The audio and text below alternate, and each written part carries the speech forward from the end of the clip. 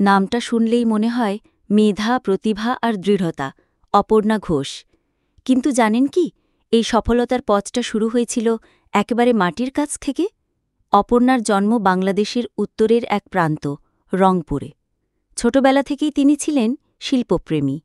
গান, আবৃত্তি আর মঞ্চনাটকের প্রতি ছিল তার গভীর ভালোবাসা। কলেজে পড়ার সময় তিনি নাট্যচর্চার জগতে প্রবেশ করেন। ঢাকা বিশ্ববিদ্যালয়ে পড়াকালীন যুক্ত হন নাট্য সংগঠন নাট্যকেন্দ্র ও পরে আরণ্যক নাটক দলের সঙ্গে।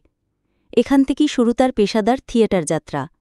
রক্তকরবী, মৈমনসিংহ গীতিকা এমন সব শক্তিশালী নাটকে অভিনয় করে তিনি নাট্যমোদীদের নজরে আসেন। ভিডিওটি ভালো লাগলে লাইক, কমেন্ট আর শেয়ার করতে ভুলবেন না। এমন অনুপ্রেরণাদায়ক গল্প পেতে আমাদের পেজে চোখ রাখুন প্রতিদিন।